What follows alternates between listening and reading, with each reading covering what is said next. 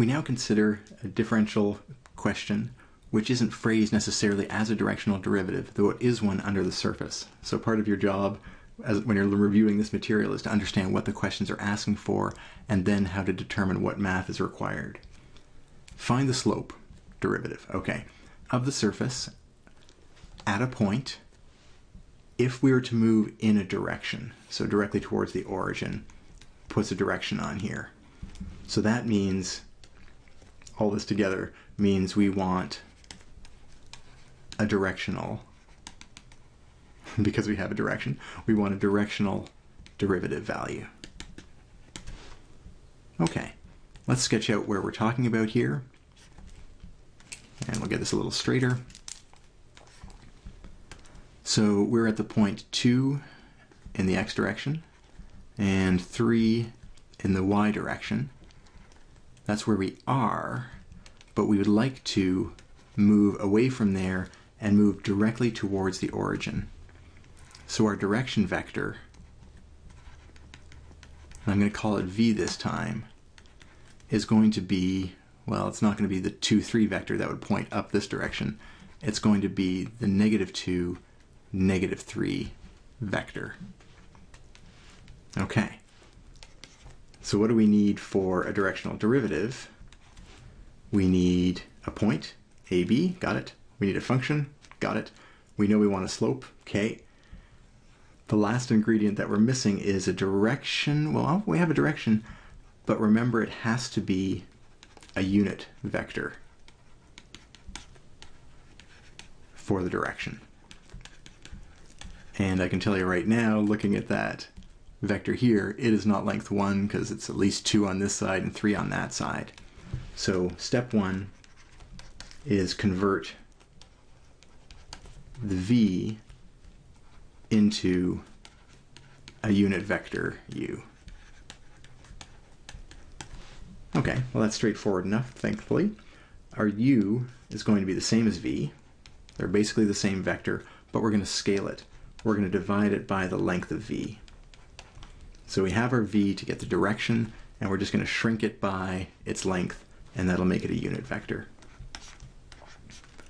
And the vector components are 2 and 3, so 2 and 3, and so we're going to have 1 over root 13 times the vector -2, -3.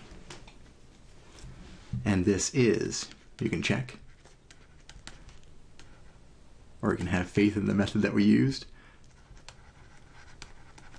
And like the v vector that we started with, it's pointing towards the origin.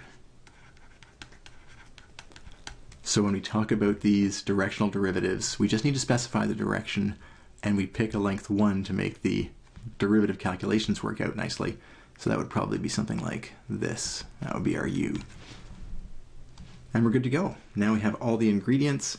We just need to go through our derivative calculations and see what the slope in that direction would be. Our function is x squared minus y squared. We're going to need our partial derivatives with respect to x. That's 2x. Partial derivative with respect to y, 0 minus 2y. And we're going to do those at the point 2, 3. The derivative at 2, 3 will be 4. And the y derivative there will be -2 times 3 is -6. And our u was 1 over root 13, -2, -3.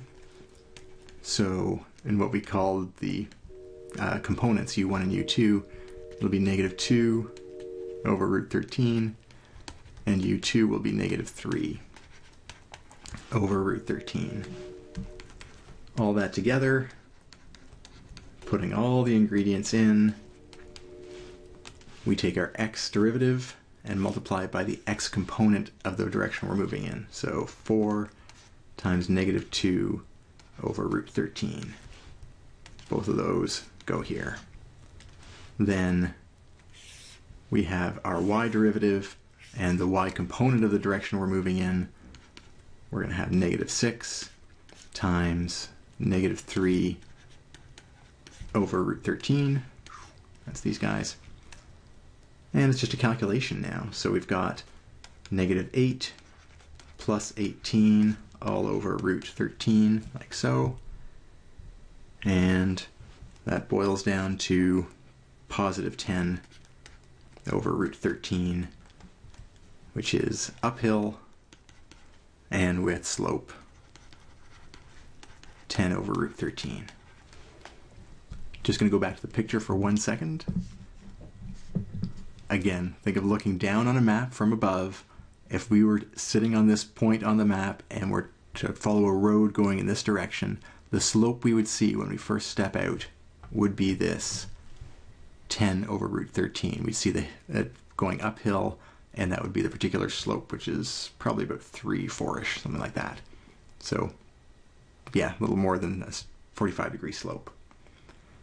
And that's how we do the calculations. So even if we don't see a D in this calculation, all the keywords are here to let you know that's what's being asked. Find the slope, we're talking some kind of derivative, and we're doing or computing the slope in some direction that's not along the positive x or positive y axes. That's code for a directional derivative. What's the slope in some other direction than the x and y axes?